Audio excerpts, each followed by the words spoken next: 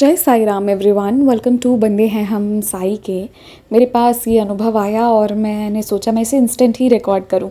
हो सकता है आपके पास एक दो दिन बाद जाए, बट बहुत सुंदर लगा। कभी कभी पता है कुछ छोटी बात नहीं होती है, वो एक्चुअली बहुत हमारे लिए बहुत ही टचिंग या बहुत ही बड़ी बात रहती है।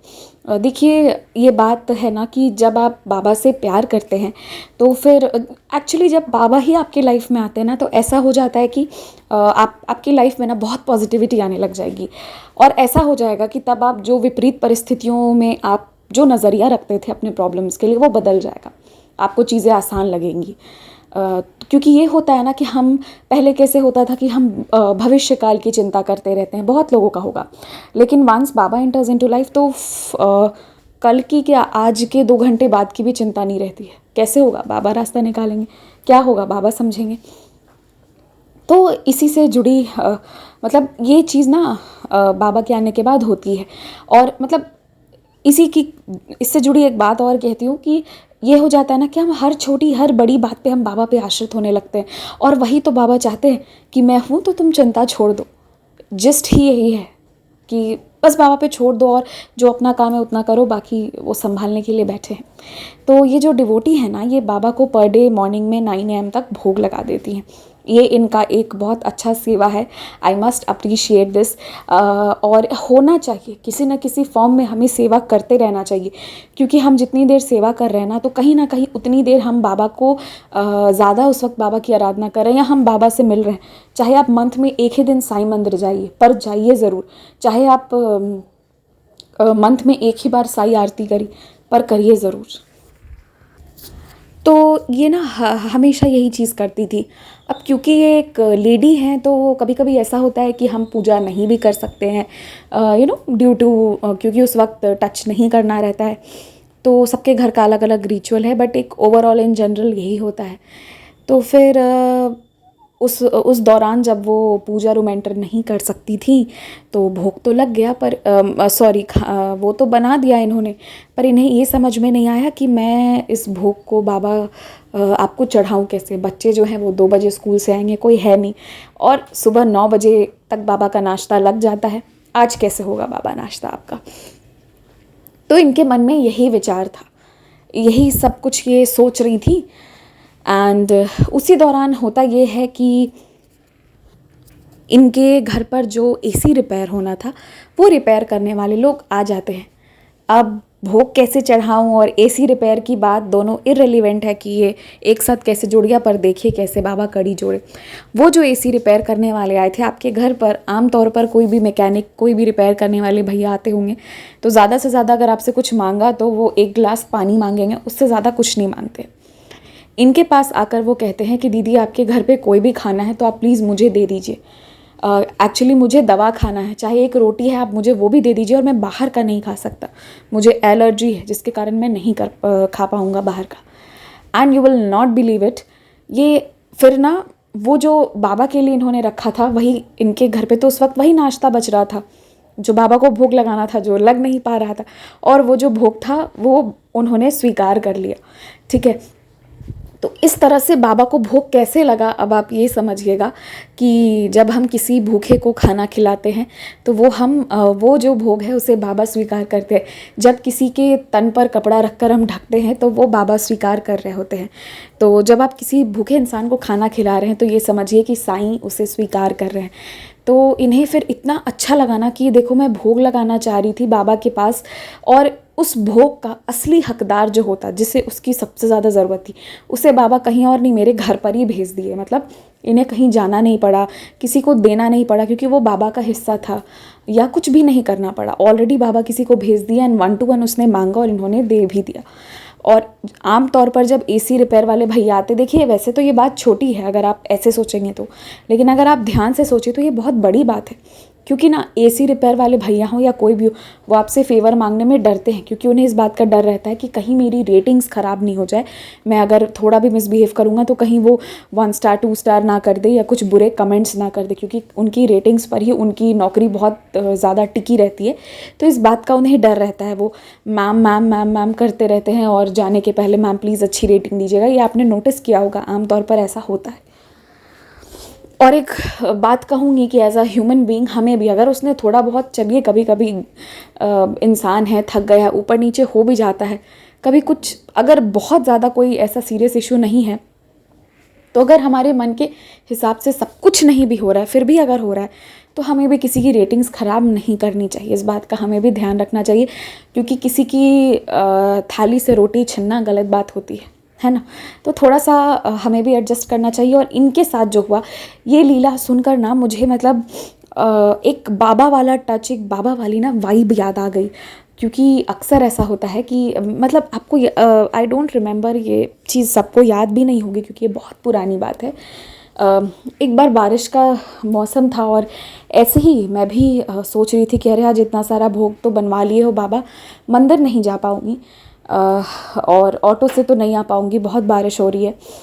आई डोंट रिमेंबर क्या था कि उस वक्त कैब जो भी था उस कारण मैं जा नहीं पा रही थी, बहुत तेज़ बारिश थी।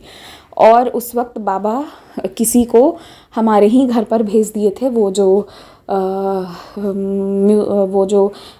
कीर्तन करके वो जो पैसे मांगते हैं ना, मतलब कि थोड़ा सा दे दो कुछ भी, तो उनको भेज दिए थे। और फिर वो आया और बहुत सारे पैकेट्स बहुत खुशी से लेकर गए थे। उस वक्त गरम गरम फ्राइड राइस बनाई ही थी मैं। तो ये सब सोच कर ना, मतलब इतने अच्छे वाले दिन याद आते हैं कि मतलब हम बाबा से कितने करीब थे, आज भी हैं, आज अलग तरह से हैं। और मतलब कुछ अच्छी चीज़ें याद आ जाती हैं जो मुझे याद आ रही थी, तो मैंने फिर, मुझसे रुका नहीं गया, मैंने ये एक्सपीरियंस को एज़ इट इज़ अभी रिकॉर्ड किया, अभी आपके पास आज जाए कल जाए, जब भी बाबा की इच्छा हो। और ऐसा इनके साथ पहले भी हुआ है कि जब ये भोग नहीं चढ़ा पा रही थी, तो जो सफाई करने वाले भैया आते हैं ना, वो इनके घर आ गए थे और उन्होंने जो है फिर वो इनसे मांग लिया था और इन्होंने दे दिया था। तो ऐसे ही बाबा लीला करते हैं। और आपको बताती हूँ, आज एक चीज़, मतलब एक जो मेरे घर पर हेल्पर है ना, तो फिर मेरे मन में आया कि बाबा आज जो सत्तू पराठे बनाई हूँ तो क्या मैं वो दे दूँ, ठीक है। तो फिर उस वक्त मैंने बाबा से पूछा कि बाबा आप मुझे रिप्लाई करिएगा, मुझे ये देना चाहिए या नहीं देना चाहिए, आप बताइएगा। मैं बाबा से पूछ कर ही जो भी है, और बाबा रिप्लाई भी देते हैं, बखूबी देते हैं। अब होता ये है कि मुझे सुबह जल्दी निकलना था, 8 बजे तो हम निकल जाते हैं। तो फिर ऐसा होता है कि मैं और मेरी मम्मा, हम दोनों जाना था। तो मम्मा क्या कहती हैं कि बेटा आज सिर्फ चाय रहने दो, आज उनको चाय दे रही हूँ, हम दूसरे मतलब नेक्स्ट टाइम बैठ के आराम से नाश्ता कर लेंगी, क्योंकि आज जो है बहुत जल्दी है जाने की, तो अभी किसी के पास टाइम नहीं है। तो मैंने भी एक्चुअली, हम फिर ब्रेकफास्ट कर ही नहीं पाए, हमने उसे टिफ़िन में बांधा रखा और हम भी निकल ही गए। तो फिर आप ये देखिए कि मैंने बाबा को पूछा कि क्या दूँ या ना दूँ, और मेरे मन में ये ख्याल क्यों आया मुझे ये भी नहीं पता, रोज़ नहीं आता है, आज क्यों आया आई डोंट नो, पर आया। तो बाबा ने बराबर रिप्लाई दिया कि आज नहीं देना है। और बाबा मना कर दें तो कोई कारण ही होता है, उसके पीछे भी कोई कारण होता है। और वो कारण ये भी था कि वो सत्तू के पराठे बने बहुत टेस्टी थे। और जब हम दोपहर में वापस आए, क्योंकि सुबह ना जल्दी जल्दी में ब्रेकफास्ट नहीं हो पाता है, जब थोड़ी देर के लिए ब्रेक मिलता है तो हम घर आते हैं ना, अगर घर आए तो जिस दिन, और आज घर आना था एक्चुअली ना, आज ब्रेक नहीं, आज जल्दी आना था, ठीक है। तो आज जल्दी आना हो गया। तो फिर जब हम सब लोग घर आ गए, आज मैं भी आज जल्दी आ गई थी, तो फिर हम सभी बैठकर वो खा लिया, और वो पहले ख़त्म हो गया क्योंकि वो बहुत अच्छे बने थे। तो मे बी इसलिए जो है बाबा चाहते होंगे कि ठीक है आज तुम लोग का दिन है, आज तुम लोग इसे एंजॉय करो। तो हर छोटी हर बड़ी चीज़ में बाबा की लीला होती है, बाबा की कृपा होती है।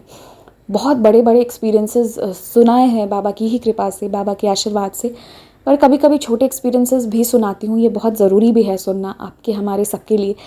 क्योंकि कुछ लोग क्रिटिसाइज़ करते हैं कि तुम क्या मांग रहे हो बाबा से, इतनी छोटी बात क्यों कह रहे हो। क्योंकि मेरी आदत है, मैं बाबा से कहती हूँ कि बाबा कोई छोटी चीज़ भी है तो बाबा प्लीज़ मेरी हेल्प करिए, या बाबा अभी दिक्कत हो रहा है, जल्दी से कुछ इसका सोल्यूशन निकालिए, कुछ भी होगा आई विल एक्चुअली टेल बाबा।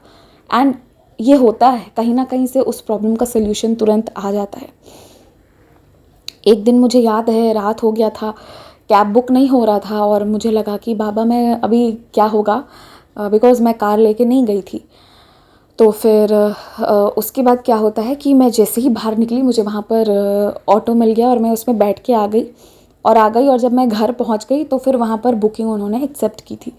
मुझे ये दिन भी याद है अच्छे से। तो मतलब क्या है ना कि ये एक्सपीरियंसेस इसलिए सुनाती हूँ क्योंकि आप इस चीज़ को रियलाइज़ करिए कि किसी भी चीज़ के लिए आप हेल्प मांग सकते हैं बाबा से, और वो मदद करते हैं। और जब विश्वास से आप मांगेंगे और हक से मांगेंगे तो आपको इंस्टेंट हेल्प मिलेगा, चाहे कुछ भी हो। अगर आप भी हमारे साथ अपना कोई अनुभव साझा करना चाहते हैं या फिर कोई भी सवाल पूछना चाहते हैं या कुछ भी मैसेज करना चाहते हैं, तो आप हमसे इंस्टाग्राम, ईमेल आईडी और व्हाट्सएप के थ्रू जुड़ सकते हैं। हमारी ईमेल आईडी है bandehehum@gmail.com।